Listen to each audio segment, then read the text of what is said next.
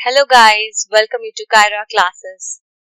आज हम शुरू करेंगे क्लास 9 साइंस का फर्स्ट चैप्टर जिसका नाम है मैटर इन आवर सराउंडिंग्स। आज की वीडियो में हम पढ़ेंगे मैटर किसे कहते हैं, मैटर के कैरेक्टरिस्टिक्स और डिफरेंट स्टेट्स ऑफ मैटर। तो फिर शुरू करते हैं।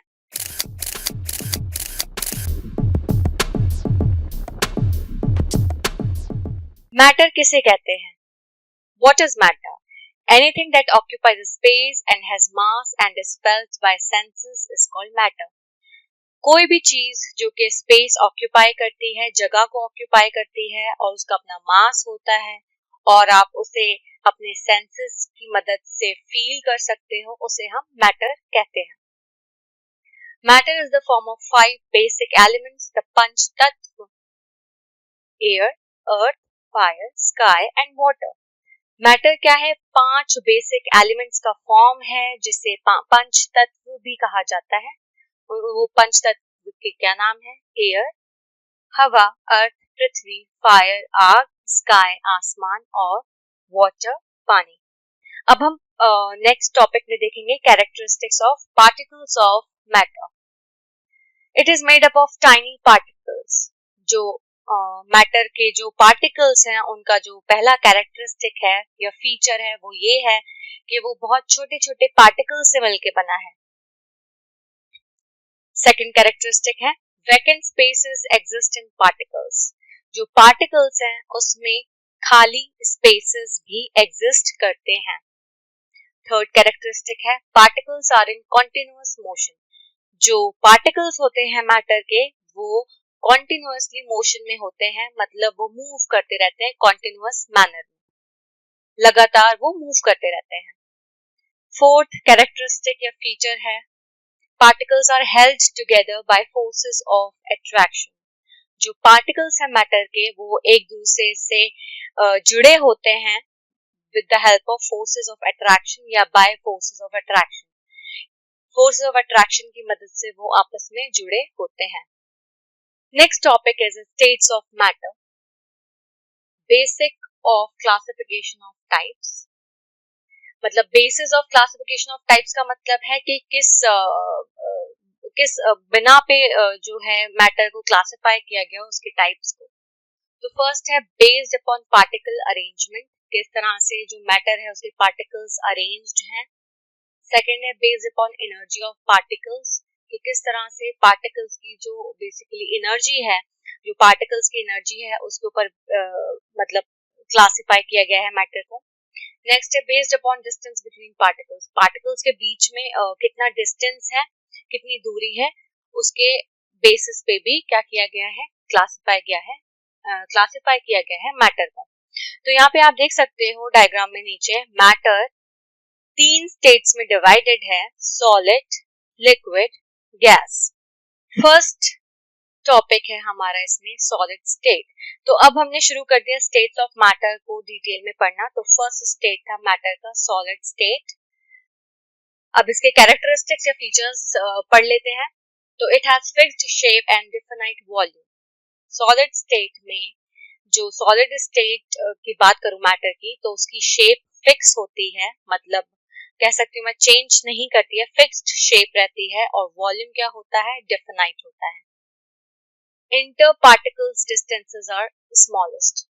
जो पार्टिकल्स के बीच में डिस्टेंसेस हैं, दूरियां हैं, वो बहुत कम होती हैं। इनकम्प्रेसिबल, इन्हें कंप्रेस नहीं किया जा सकता। डेंसिटी बहुत हाई होती है और ये डिफ्यूज नहीं करते हैं। Inter particle forces of attraction are strongest. जो inter particle force of attraction मतलब जो पार्टिकल्स को एक दूसरे से जोड़े रखती है, वो फोर्स जिसे फोर्स ऑफ अट्रैक्शन कहा जाता है, वो बहुत ज्यादा स्ट्रॉन्ग होती है, मतलब वो सॉलिड स्टेट में सबसे ज्यादा मिलेगी आपको। Next, constituent particles are very closely packed. जो कॉन्स्टिट्यूएंट पार्टिकल्स हैं, जो आसपास के पार्टिकल्स हैं, वो एक दूसरे से क्या है, बहुत क्लोजली, बहुत पास पास पैक होके रहते हैं। जैसा आप डायग्राम में देख सकते हो, यहाँ पे आपको फोर्सेस ऑफ अट्रैक्शन बहुत ज्यादा देखने को मिल रहा है। जो पार्टिकल्स हैं वो एक दूसरे से क्या है, बहुत क्लोजली एसोसिएटेड हैं या एक दूसरे से बहुत करीब करीब लगे हुए हैं। नेक्स्ट स्टेट है हमारा liquid state. It has not fixed shape but fixed volume. इसके पास फिक्स्ड शेप नहीं होती है लेकिन फिक्स्ड वॉल्यूम होता है। जैसे आप कोई भी लिक्विड को, जैसे अगर आप ग्लास में पोर करोगे तो वो ग्लास की शेप ले लेता है, अगर आप उसे कप में पोर करोगे किसी लिक्विड को तो वो कप की शेप ले लेता है। इसका मतलब इसकी कोई फिक्स्ड शेप नहीं है। जिस भी कंटेनर में आप उसको ले रहे हो तो वो उसी कंटेनर की शेप ले लेता है, लेकिन जो वॉल्यूम होता है वो फिक्स्ड होता है। इसका मतलब अगर आप 20 ml ले रहे हो तो वो 20 ml ही रहेगा, चाहे आप जार में ले रहे हो, चाहे आप ग्लास में ले रहे हो, चाहे आप कप में ले रहे हो, तो वॉल्यूम क्या है यहाँ पे फिक्स है, लेकिन शेप फिक्स नहीं है, क्योंकि आप किसी भी कंटेनर में उसे पोर करोगे तो वो उसी कंटेनर की क्या ले लेता है, shape. Inter particle distances are larger. जो इंटर पार्टिकल डिस्टेंसेस हैं, या मैं बात करूं अगर पार्टिकल के जो बीच में डिस्टेंसेस हैं वो थोड़े ज्यादा होते हैं।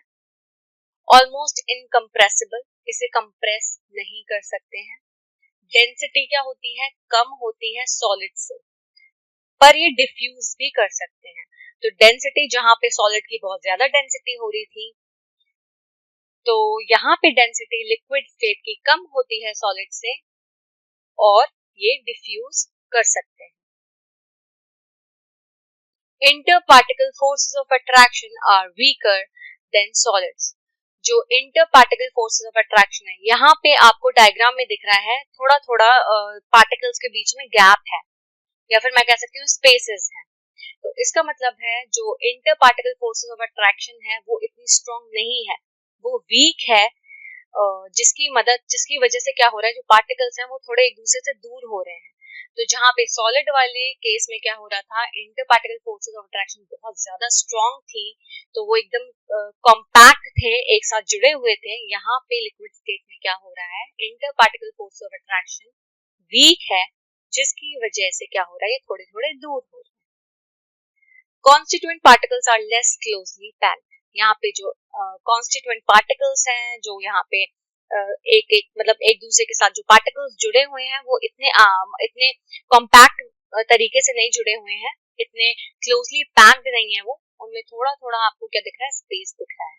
यहाँ पे आप डायग्राम देख सकते हो। थर्ड है हमारा गैसियस स्टेट। गैसियस स्टेट में क्या होता है, it has neither fixed shape nor fixed volume. जो गैसियस स्टेट है उसमें ना तो इसका फिक्स शेप होता है और ना ही फिक्स्ड वॉल्यूम होती है। इंटर पार्टिकल डिस्टेंसेस बहुत ज्यादा होते हैं। इसका मतलब मैं ये कह सकती हूँ कि सबसे ज्यादा जो अगर डिस्टेंसेस की बात करूँ इंटर पार्टिकल डिस्टेंसेस की, तो सबसे ज्यादा गैसियस स्टेट में आपको देखने को मिलेगा, और सबसे कम आपको सॉलिड में मिलेगा, उससे थोड़ा ज्यादा आपको लिक्विड स्टेट में मिलेगा, और सबसे ज्यादा आपको इंटर पार्टिकल डिस्टेंसेस जो है गैसियस स्टेट में देखने को मिलेंगे। जो पार्टिकल्स होते हैं वो एक दूसरे से बहुत दूर दूर होते हैं। गैसियस स्टेट थर्ड इसका फीचर है, ये हाईली कंप्रेसिबल होता है, इसे आप बहुत ज्यादा कंप्रेस कर सकते हो। डेंसिटी जो होती है वो कम होती है, और डिफ्यूजन होता है। नेक्स्ट है inter particle force of attraction are weakest. जो inter particle forces of attraction इसमें मतलब जो पार्टिकल्स के बीच में जो फोर्स ऑफ अट्रैक्शन है वो बहुत ही कम होता है। जहां पे सॉलिड में स्ट्रॉन्गेस्ट था, यहाँ गैसियस स्टेट में सबसे कमजोर होता है forces of attraction. Constituent particles are free to move about. जो कॉन्स्टिट्यूएंट पार्टिकल्स हैं, अब जब एक पार्टिकल दूसरे पार्टिकल से बहुत दूरी पे है तो ऑब्वियसली वो फ्री होते हैं अपनी जगह से मूव करने के लिए, क्योंकि जो फोर्सेस ऑफ अट्रैक्शन है जो उन्हें करीब लेके आता है वो बहुत ही कम है। तो क्या होता है, पार्टिकल्स दूर दूर हो गए और वो आसानी से एक जगह से दूसरी जगह मूव कर सकते हैं। Matter can change it's state. Matter अपना स्टेट चेंज कर सकता है। वाटर कैन एग्जिस्ट, इसका एग्जांपल है water. Water can exist in 3 states of matter. Water जो है वो तीनों स्टेट्स जो होती हैं उसमें एग्जिस्ट करता है। अगर सॉलिड है तो एज आइस, आइस के फॉर्म में, लिक्विड है तो वाटर के फॉर्म में, गैस है तो वाटर वेपर के फॉर्म में।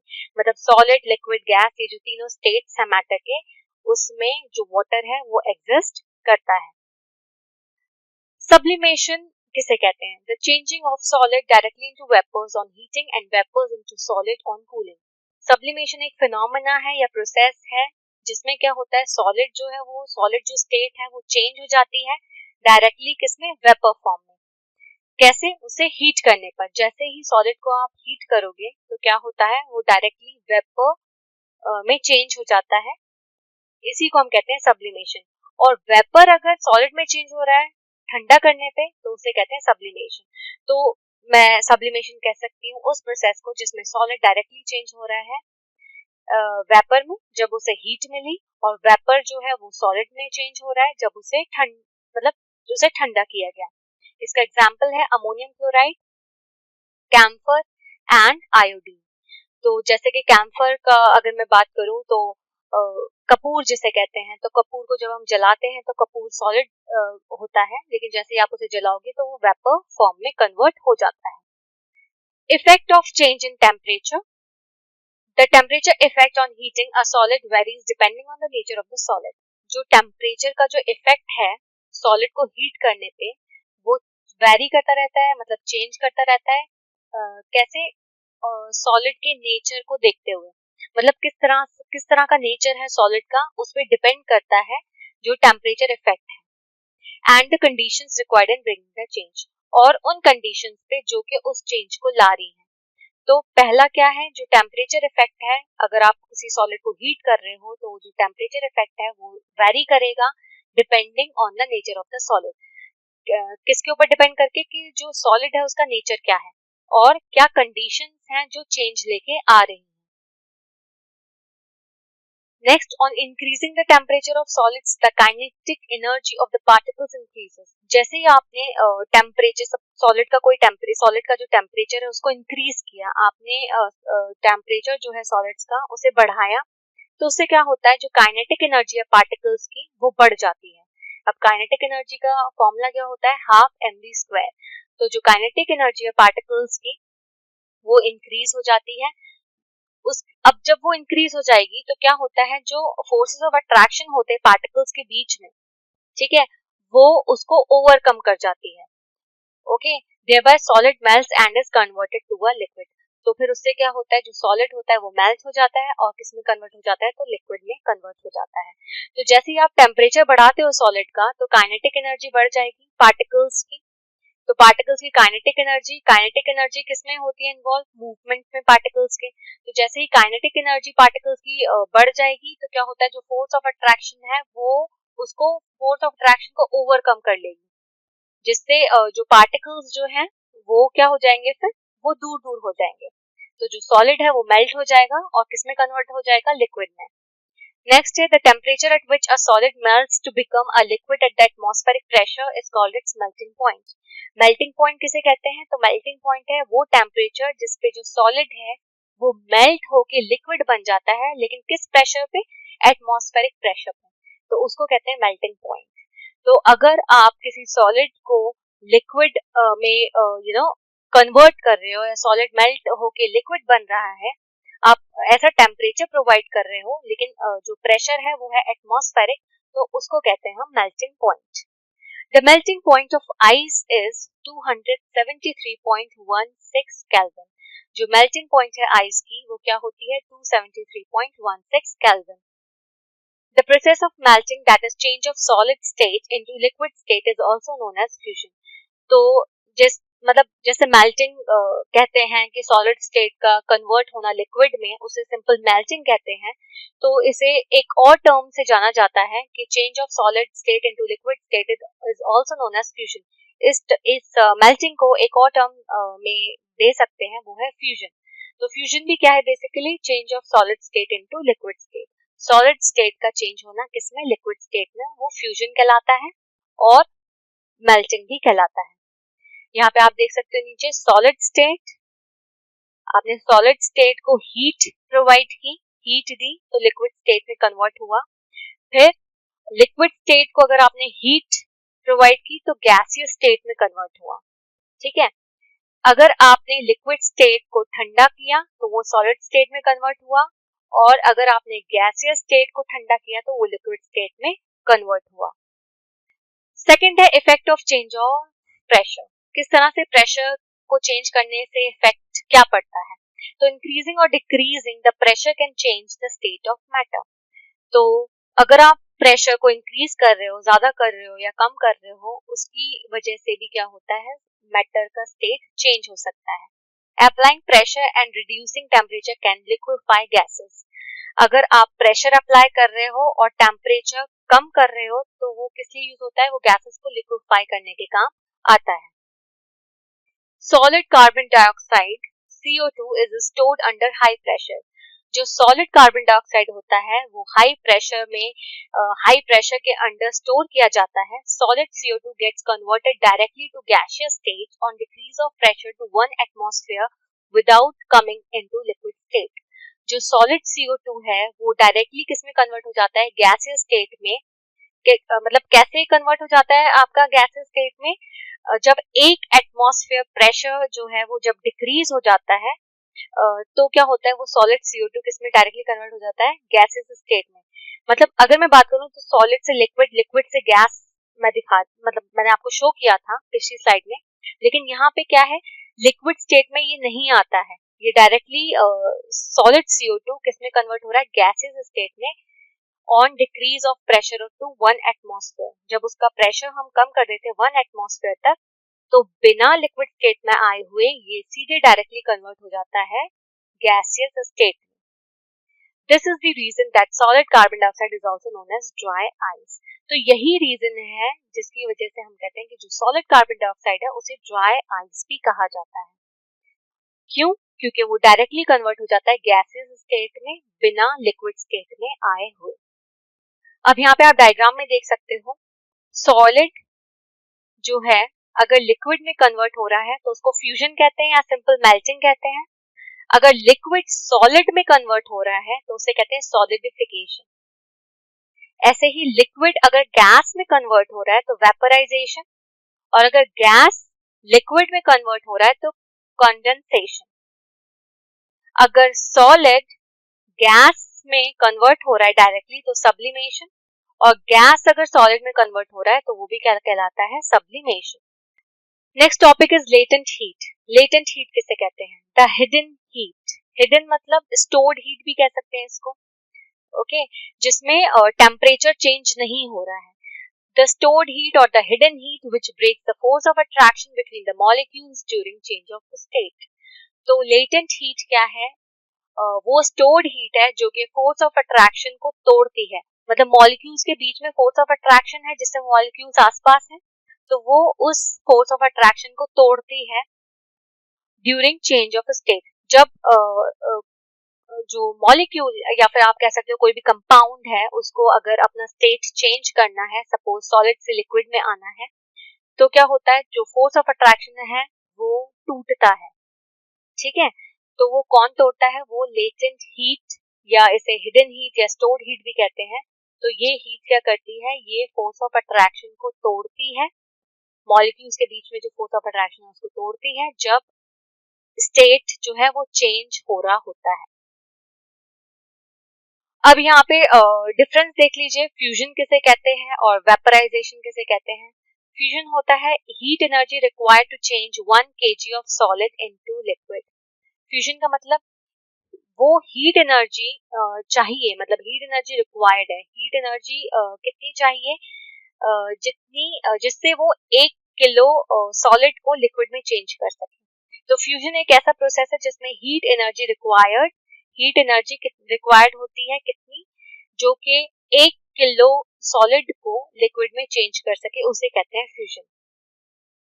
वेपराइजेशन किसे कहते हैं, heat energy required to change 1 kg of liquid to gas at atmospheric pressure at its boiling point. Vaporisation उसे कहते हैं वो हीट एनर्जी जो कि रिक्वायर होगी 1 किलो ऑफ लिक्विड को चेंज करने के लिए, किसमें, गैस में, लेकिन एटमॉस्फेरिक प्रेशर पे और उसके बॉइलिंग पॉइंट पे, तो वो कहलाता है वेपराइजेशन।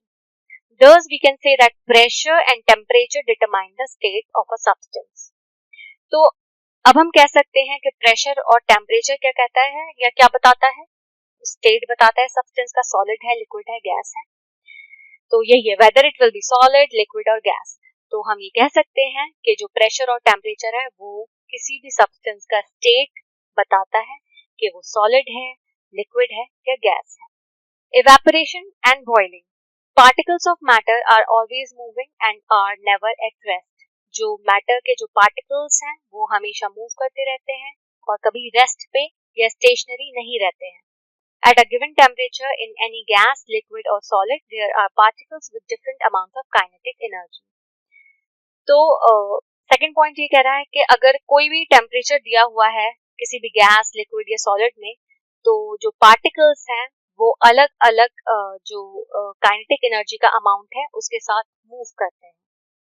तो मतलब अलग अलग जो पार्टिकल्स हैं उनकी अलग अलग क्या होंगी, काइनेटिक एनर्जी का अमाउंट होगा। In the case of liquids, a small fraction of particles at the surface having higher kinetic energy is able to break away from the forces of attraction of other particles and gets converted into vapor. Liquid के case में क्या होता है, एक छोटा सा fraction जो होता है पार्टिकल्स का सरफेस पे जो होता है उसके पास बहुत ज्यादा काइनेटिक एनर्जी होती है। काइनेटिक एनर्जी जो कि रिस्पॉन्सिबल है मूवमेंट के लिए, वो क्या करती है, वो जो फोर्सेस ऑफ अट्रैक्शन है दूसरे पार्टिकल्स को उसको ब्रेक कर सकती है और किसमें कन्वर्ट कर सकती है, फिर उस लिक्विड को वेपर फॉर्म में। This phenomena of change of a liquid into vapour at any temperature below it's boiling point is called evaporation. तो इवेपोरेशन किसे कहते हैं, इस फिनोमेना को, मतलब कौन सा phenomena, change of a liquid. Liquid change हो रहा है वेपर में किसी भी टेम्परेचर पे बॉइलिंग पॉइंट से कम। टेम्परेचर तो कुछ भी हो रहा है लेकिन बॉइलिंग पॉइंट से कम, इसे कहते हैं evaporation. Factors affecting evaporation. The rate of evaporation increases with an increase of surface area. तो मैं कह सकती हूँ अगर सरफेस एरिया आप बढ़ा रहे हो तो इवेपोरेशन का रेट भी बढ़ेगा। सेकंड है, with the increase of temperature more number of particles get enough kinetic energy to go into the vapor state। अगर आप टेम्परेचर इंक्रीज कर रहे हो तो ज्यादा जो पार्टिकल्स है नंबर, मतलब ज्यादा पार्टिकल्स जो हैं उनके पास काफी काइनेटिक एनर्जी उन्हें मिल जाएगी जिससे वो वेपर स्टेट में चले जाए। Humidity is the amount of water vapour present in air. Humidity क्या होता है, ह्यूमिडिटी होता है वाटर वेपर का अमाउंट हवा में जो प्रेजेंट है। मतलब सिंपल अगर मैं कहूँ लैंग्वेज में कि कितना वाटर वेपर का अमाउंट हवा में मौजूद है उसे ह्यूमिडिटी कहते हैं। The air around us cannot hold more than a definite amount of water vapor at a given temperature। जो हमारे आसपास जो हवा है वो एक डिफिनाइट अमाउंट ऑफ वाटर जो है उससे ज्यादा होल्ड नहीं कर सकती है। ठीक है, तो मतलब अगर definite amount of water vapour जो है उससे ज्यादा वो जो हमारे आसपास जो हवा है वो उससे ज्यादा उसे होल्ड नहीं कर सकती है एक गिवन टेम्परेचर पे। If the amount of water in air is already high the rate of evaporation decreases. तो अगर अमाउंट ऑफ वाटर जो है अगर हवा में ज्यादा हो जाता है या ऑलरेडी अगर ज्यादा है तो रेट ऑफ इवेपोरेशन क्या हो जाता है, कम हो जाता है। क्यों, क्योंकि जो हमारी हवा है आसपास वो एक definite amount of water vapour एक गिवन टेम्परेचर पे उससे ज्यादा होल्ड नहीं कर सकती है, एक definite amount of water vapour से ज्यादा। नेक्स्ट है wind speed. The higher the wind speed the more evaporation. जितनी अगर विंड की स्पीड ज्यादा है तो इवेपोरेशन ज्यादा होगा। Evaporation cause cooling. जो इवेपोरेशन है वो ठंडा करता है, मतलब कूलिंग करता है बेसिकली। तो जो पार्टिकल्स होते हैं लिक्विड के वो एनर्जी को एब्जॉर्ब करते हैं, कहाँ से, अपनी सराउंडिंग से, जिससे जो एनर्जी उन्होंने खोई है इवेपोरेशन प्रोसेस के दौरान उसको वो दोबारा रीगेन कर सके, उस एनर्जी को दोबारा वो रीगेन कर सके। तो जो पार्टिकल्स होते हैं लिक्विड के वो एनर्जी को एब्जॉर्ब करते हैं अपनी सराउंडिंग से। नेक्स्ट टॉपिक है इवेपोरेशन वर्सेस बॉइलिंग। इवेपोरेशन एक अलग प्रोसेस है और बॉइलिंग एक अलग प्रोसेस है। तो first, boiling is a bulk phenomena. Boiling क्या है, एक होल फिनोमेना है या एक बल्क फिनोमेना है। Particles from the bulk of the liquid, जो पार्टिकल्स है मतलब सारे के सारे जो पार्टिकल्स है लिक्विड के वो चेंज होते हैं किसमें, वेपर स्टेट में। जबकि इवेपोरेशन क्या है, एक सरफेस फिनोमेना है। इवेपोरेशन एक सरफेस फिनोमेना है। particles from the surface get enough energy to overcome the forces of attraction present in the liquid and change into the vapor state. जो particles हैं surface से जो particles हैं उनके पास इतनी energy आ जाती है कि वो forces of attraction को overcome कर जाते हैं जो liquid में present है और फिर वो क्या होता है किसमें convert हो जाता है vapor state. नेक्स्ट टॉपिक है kelvin and Celsius scale. Temperature के दो स्केल्स यहाँ पे दिए गए हैं, एक है केल्विन और दूसरा है Celsius scale. Kelvin is the SI unit of temperature. तो एसआई यूनिट ऑफ टेम्परेचर क्या है? केल्विन है. 0 degree Celsius is equal to 273.16 kelvin. तो 0 डिग्री सेल्सियस किसके बराबर होता है? 273.16 केल्विन के बराबर. We take 0 degree Celsius is equal to 273 kelvin. तो हम जो जनरली लेते हैं 0 डिग्री सेल्सियस को 273 केल्विन के बराबर. SI unit of temperature is kelvin. जो एसआई यूनिट है टेम्परेचर का वो केल्विन है. ओके, तो T K is equal to T 0 degree Celsius plus 273. तो अगर आपको टेम्परेचर केल्विन में मेजर करना है, अगर आपको मेजर करना है टेम्परेचर को केल्विन स्केल पे, तो आपको ये फॉर्मूला लगाना पड़ेगा T 0 degree Celsius plus 273. Kelvin scale of temperature has always positive sign. जो केल्विन स्केल होता है टेम्परेचर का उसका हमेशा पॉजिटिव साइन होता है. Hence regarded as better scale than Celsius. इसलिए पॉजिटिव साइन की वजह से उसे ज्यादा बेटर स्केल माना जाता है सेल्सियस से. एटमॉस्फेयर ATM मतलब एटमॉस्फेयर का short form is a unit of measuring pressure. Pressure को नापने का यूनिट क्या है? एटमॉस्फेयर, जिसे हम कहते हैं एटमॉस्फेरिक प्रेशर. एटमॉस्फेयर ये क्या है? आपका unit of measuring pressure, pressure को नापने का यूनिट. Exerted by gas. जो कौन लगाता है? गैस लगाता है. तो गैस जो प्रेशर लगा रही है, एक्सर्ट मतलब गैस जो है, जो प्रेशर गैस लगा रही है, तो ये गैस से जो लग रहा है वो किस में नापा जाता है? उसे मेजर करते हैं हम एटमॉस्फेयर में. The SI unit of pressure is pascal. जो एसआई यूनिट होता है प्रेशर का उसे कहते हैं पास्कल. शॉर्ट फॉर्म है इसका PA. 1 atmosphere is equal to 1.01 into 10 to the power 5 pascal. 1 atmosphere का मतलब होता है 1.01 into 10 raised to the power 5 pascal. The pressure of air in atmosphere is called atmospheric pressure. जो प्रेशर हवा में atmosphere की जो हवा है उसमें प्रेजेंट है जो प्रेशर, उसे कहते हैं हम atmospheric pressure. The atmospheric pressure at sea level is 1 atmosphere. जो एटमॉस्फेरिक प्रेशर है सी लेवल पे वो है 1 एटमॉस्फेयर और उसे क्या कैसे लेते हैं? उसे नॉर्मल के तौर पे लिया जाता है. नेक्स्ट आप यहाँ पे चार्ट देख सकते हो क्वांटिटी, यूनिट एंड सिंबल का. क्वांटिटी में पहला है टेम्परेचर, इसका यूनिट है केल्विन, इसका सिंबल है K. नेक्स्ट क्वांटिटी है लेंथ. लेंथ को किस में नापते हैं? मीटर में. ऐसा यूनिट अगर मैं बोलूं तो metre, symbol M. Mass unit इसका क्या है? किलोग्राम, सिंबल है kg. वेट, वेट की यूनिट है न्यूटन, ऐसा यूनिट न्यूटन और सिंबल है N. वॉल्यूम, इसकी ऐसा यूनिट है क्यूबिक मीटर, सिंबल है MQ. डेंसिटी, डेंसिटी क्या होता है? मास अपॉन वॉल्यूम, इसका ऐसा यूनिट है किलोग्राम पर क्यूबिक मीटर, सिंबल है kg पर मीटर क्यूब. नेक्स्ट क्वांटिटी या लास्ट क्वांटिटी है हमारी प्रेशर, इसकी ऐसा यूनिट है पास्कल और सिंबल है PA. तो आज की वीडियो में हमारा ये पूरा चैप्टर कंप्लीट हो चुका है. आई होप आपको वीडियो समझ में आई हो. कोई भी क्वेश्चन, डाउट, क्वेरी, सजेशन कुछ भी हो तो प्लीज मुझे कमेंट बॉक्स में जरूर बताइए. Thank you for watching and please subscribe my channel for more videos. Thank you.